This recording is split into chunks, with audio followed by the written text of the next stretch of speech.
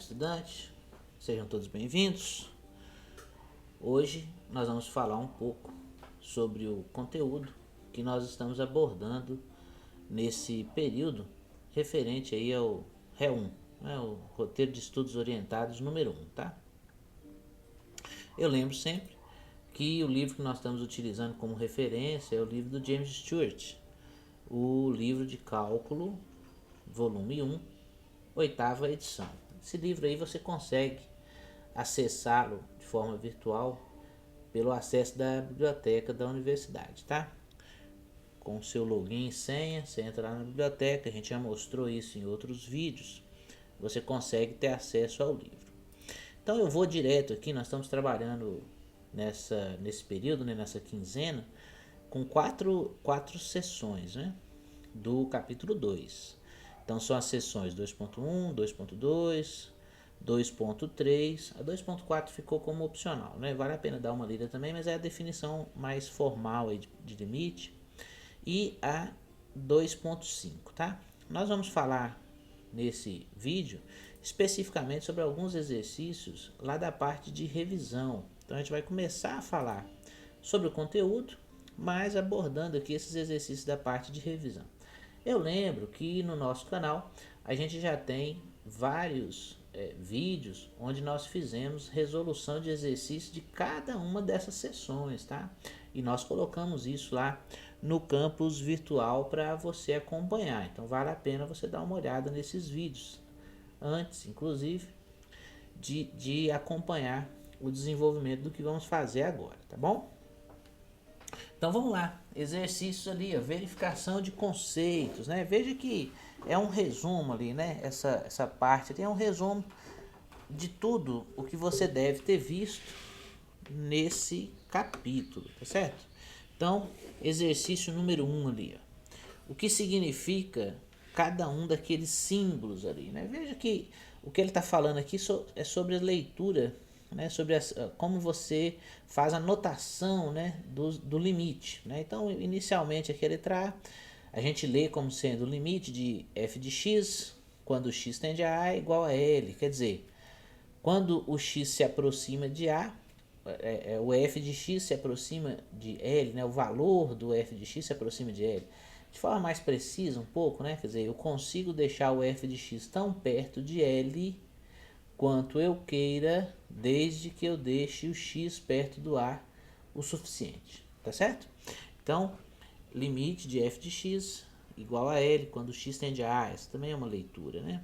A letra B e a letra C aqui falam sobre os limites laterais, né? Limite de f de x é igual a L quando x tende a A pela direita. Então, x tende a A, mas o x é maior do que A.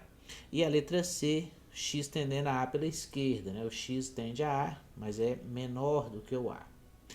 A letra D fala sobre o limite de f de x igual a infinito. A gente sabe que quando a gente simboliza o limite dessa forma, né? Quer dizer, que a função aqui ela cresce sem cota, então o limite não existe. A função cresce sem cota quando o x tende a A.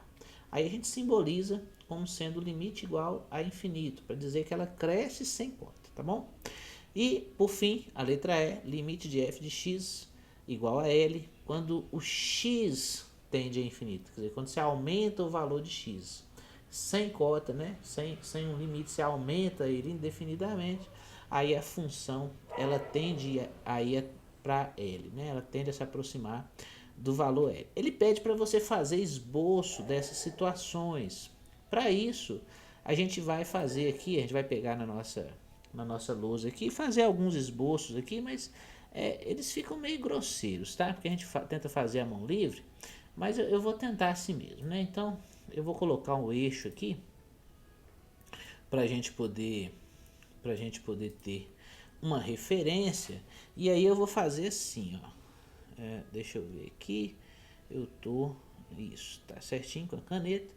Então, ó, imagina que o valor L tá aqui, ó. O valor L tá aqui. Então, se você colocar o valor A aqui, ó. Então, pensa assim, quando o x tende a f de x tende a L. Seria limite de f de x igual a L quando o x tende a A. Quer dizer, qual é o gráfico possível para essa situação? Quando o x for igual a A, você não precisa saber, né? Você não precisa estar definido, a função não precisa estar definida, né? Você não precisa saber qual é o valor da função, ou se ela está definida, não. O importante é perto, né? Então, como aqui o x tende a A, então o comportamento do gráfico da função aqui tem que ser tal que, se você se aproxima de A pela esquerda ou pela direita, o f de x tem que se aproximar de L. Então, por exemplo, você pode ter alguma situação onde a função faz um desenho parecido com esse, né? Quando x tende a A pela esquerda, o f de x está vindo aqui, ó, f de x tende a L, no caso aqui tende a L pela esquerda. Quando x tende a A pela direita, para esse caso aqui do que nós fizemos, o f de x ele tende a L, mas agora pela direita. Ah, professor, mas é só isso que pode acontecer? Não, pode acontecer outras formas também aí de desenho da função. Por exemplo, você poderia ter uma função que fizesse alguma coisa assim, ó.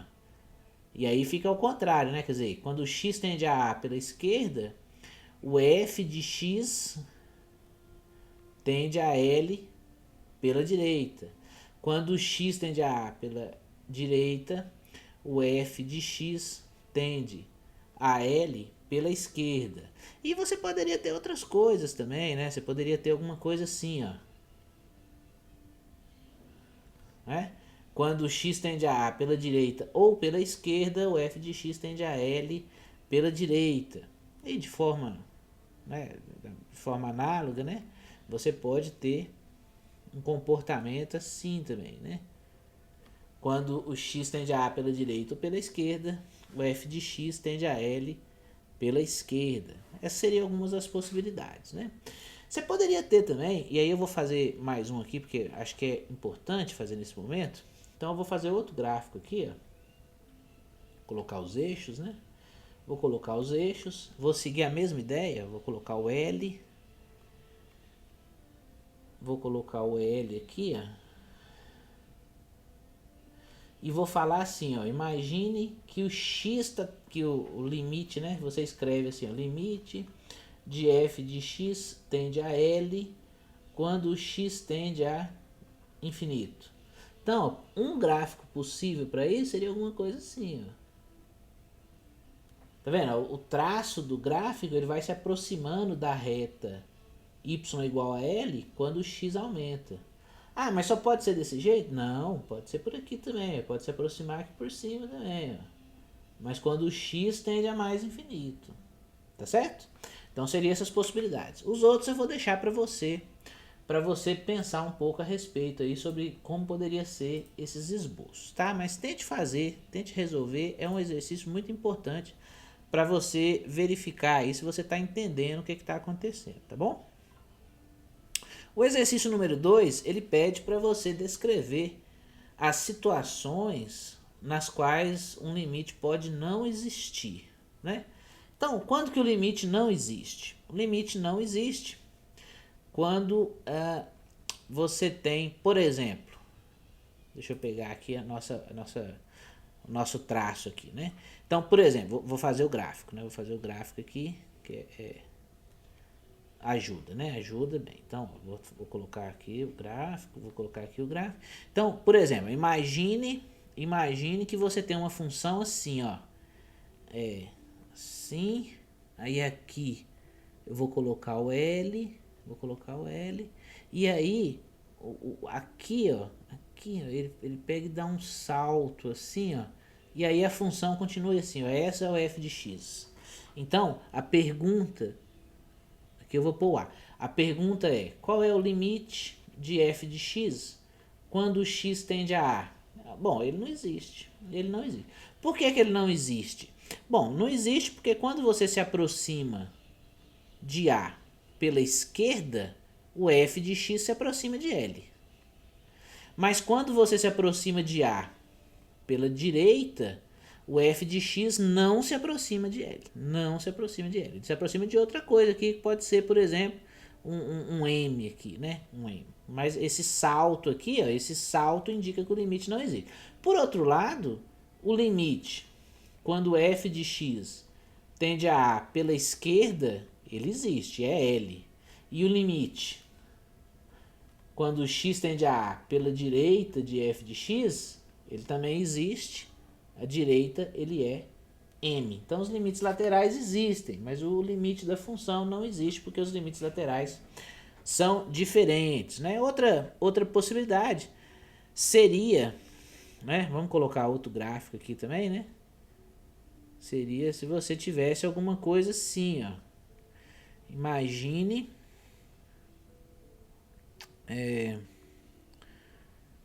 eu vou fazer tracejado mesmo aqui, né? Vamos ver se eu consigo aqui. Né? Imagine que você tem alguma coisa assim, ó. Aí, pensa nisso aqui como uma reta, tá? Aqui é o A e aqui é uma reta.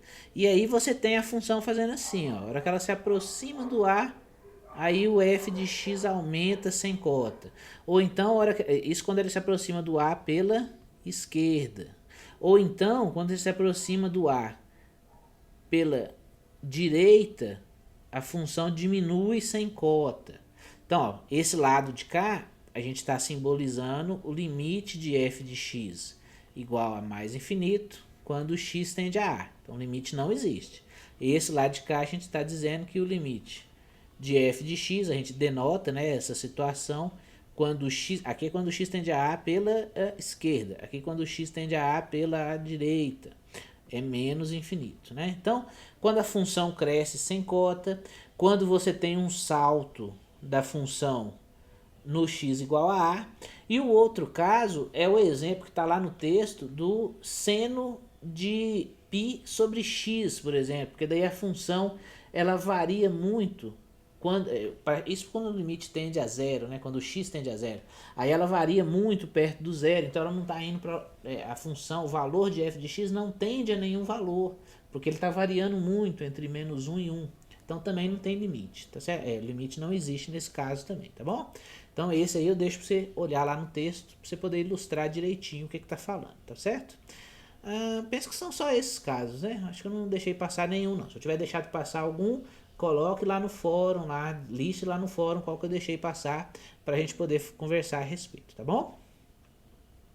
Aqui, esse exercício número 3 também é um exercício muito bom, ó. Enuncie cada uma das seguintes propriedades. Então aqui é para você enunciar, né? Então é para você lembrar do que cada propriedade está falando. Então a primeira coisa que você tem que lembrar é que quando a gente está falando de propriedades, você está imaginando que os limites envolvidos, eles existem. Então eu vou dizer, ó, limite de f de x é igual a L, e o limite, quando x tende a A, de uma função g de x, eu vou dizer que é m.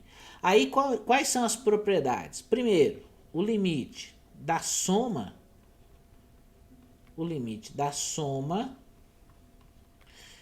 é igual à soma dos limites.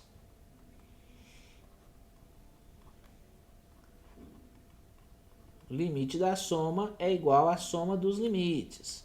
O limite da diferença é igual à diferença dos limites. Então, vou aproveitar aqui. A diferença é a diferença dos limites. Qual outro que ele está falando lá? Soma e diferença. Multiplicidade por constante. E depois produto e quociente. Então, letra B aqui. Se você tiver o limite, quando x tende a A, de uma constante vezes uma f de x, vamos dizer que o k aqui é constante. É um número real lá, né? Uma constante. Então, o k, ele pode sair para fora do limite. Então, é k vezes o limite de x tendendo a A, né? O limite de f de x quando x tende a A. A letra C é o limite do produto. Então, o limite do produto, f de x, g de x, o limite do produto é o produto dos limites. É o produto dos limites, né? Então, aqui, limite de f de x, limite de g de x, quando x tende a A, tá? Então, você tem limite dos produtos. E você ainda tem, vou pegar outra folha aqui, você ainda tem o quociente, B, C, D, né? D, que, bom, o limite de f de x dividido por g de x, quando o x tende a A, o limite do quociente é o quociente dos limites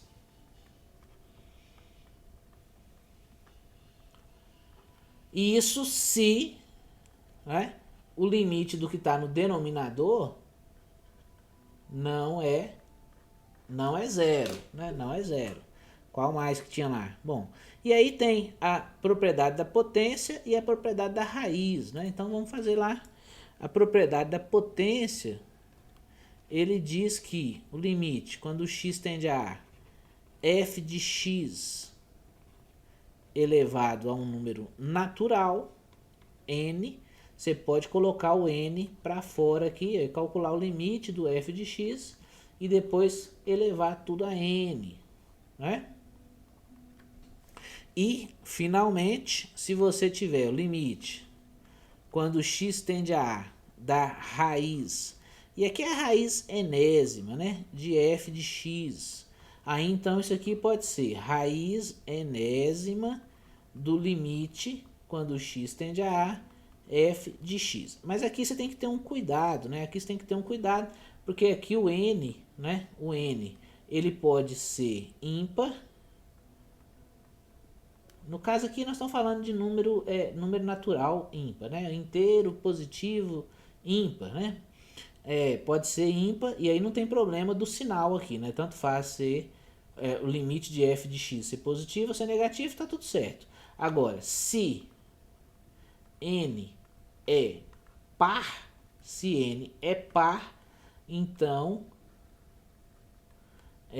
o limite de f de x tem que ser maior do que zero quando o x tende a A, né? Então, porque, por exemplo, você não pode ter raiz quadrada de número negativo, né? Então, se n é ímpar, ok, tá ok, né? Se n é ímpar, tá ok. Agora, se n é par, então você tem que ter limite de f de x maior do que zero quando o x tende a A, tá certo? Para você ter isso aqui certinho, tá bom? Então, bastante atenção nisso aí, tem que ter cuidado com essas coisinhas, né?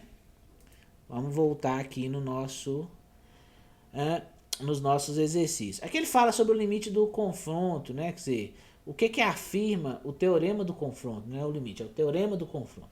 O teorema do confronto, ele também é conhecido como o teorema do sanduíche, não é isso? Então, é aquele teorema que fala que se você tiver f de x menor ou igual a g de x menor ou igual a h de x, para x pertencente a um certo intervalo, né? E o a também pertence, né? Onde, né? Onde o a pertence a esse intervalo. Então, dentro de todo esse intervalo, você tem isso aqui, né? Onde o a pertence... Bom, o a não precisa estar... As funções têm que estar, né, definidas no intervalo, mas o a não precisa, né? Que no próprio ponto mesmo não precisa, né? Bom, então eu vou apagar isso aqui, né? Eu vou apagar isso aqui. Então, peraí, vamos pensar direitinho, né? Então, em todo o intervalo tem que estar aqui, né? Tem que estar aqui. É porque se eu não quero tirar o A daqui, ó, que é para não ficar subintervalo para lá e subintervalo para cá, né?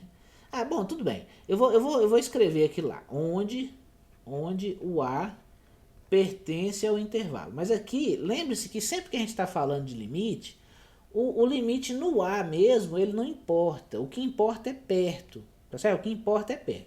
Então, aqui eu vou escrever dessa forma, mas ele vai ficar...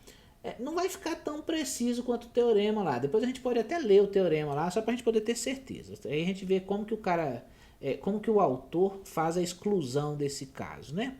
Mas aqui a ideia é o seguinte, aqui se você tem que o limite de f de x, quando x tende a A, existe e é igual ao limite de h de x, quando x tende a A, então o limite de g de x também é L quando x tende a A. A questão é só aqui que nem a F, nem a G, nem a H precisam estar definidas no A. Esse aqui é o detalhe, tá certo? Mas como eu escrevi aqui, tá tudo definido, né? Esse aqui é o detalhe. Mas aí a gente volta aqui, quer ver? O teorema do confronto, ele deve estar aqui, né? Vamos ver se ele está aqui no 2.3. Ó, você tem as propriedades, ele deve estar aqui no final do 2.3, será? Se não tiver, a gente olha direitinho, né? Onde está, quer ver? Eu quero só ver como que ele exclui aquilo lá direitinho, porque daí a gente fala direitinho lá, né? Aqui, ó, aquelas propriedades que a gente falou, tá vendo? Ó, inteiro positivo, se o n for par, você tem que ter aquela exclusão que nós fizemos, né? Aquela observação que nós fizemos. Vamos ver aqui, substituição direta, aqui ele já mostra alguns cálculos de limite, né? Espero que todos vocês tenham lido essa sessão, né? Essas 4 sessões, para a gente poder discutir isso direitinho, né? Aqui mais alguns exemplos de funções e de cálculo de limite. E aqui, é exatamente, teorema do confronto, ó. Quando o x, aí ele fala isso, quando o x está próximo a A. Entendeu? Então, tá vendo? Então, o x, é porque lá eu coloquei dentro do intervalo, né? Não fica bom dentro do intervalo, porque daí como é que eu tiro o A do intervalo? Fica esquisito, né? Mas a ideia é essa, ó. Então, ó, f de x menor ou igual a g de x menor ou igual a h de x, quando o x está próximo de A. No A, não tem problema. No A pode acontecer qualquer coisa, porque nós não estamos interessados no A. Nós estamos interessados próximo do A. Tá certo? Próximo do A. Então, lá talvez fosse interessante falar assim, que para todo x pertencente, exceto A, né? Exceto possivelmente em A, né? Alguma coisa assim, né? Quer dizer, isso aqui é verdade para todo x pertencente aí, exceto possivelmente em A. Entendeu? Aí você completaria aqui, exceto possivelmente em A. Aí fica tudo certinho, tá bom? Beleza. Então, voltando lá, vamos ver se tem mais algum exercício que dá pra gente fazer agora. Eu tô tendo cuidado para não ir muito à frente, porque a gente só foi até a seção 2.5, tá bom? Então, será que a gente já consegue ir aqui nas... Eu vou deixar isso aqui, aí eu vou terminar agora, a gente fez até o exercício 4. E aí a gente olha depois, se já entra essa semana, já entra esses outros exercícios, aí a gente faz mais um pouco, tá bom? Se não, a gente deixa pro próximo roteiro, tá? Mas dê uma olhada lá, lembre-se que nessa quinzena nós estamos indo até a sessão 2.5, que é a sessão aí de continuidade, tá? Continuidade, não é isso? 2.5, continuidade, exatamente. As assíntotas está depois, a assíntota horizontal, tá vendo? Tá no 2.6, então é na outra semana, tá bom? Então é isso, gente. Obrigado a todos e até mais.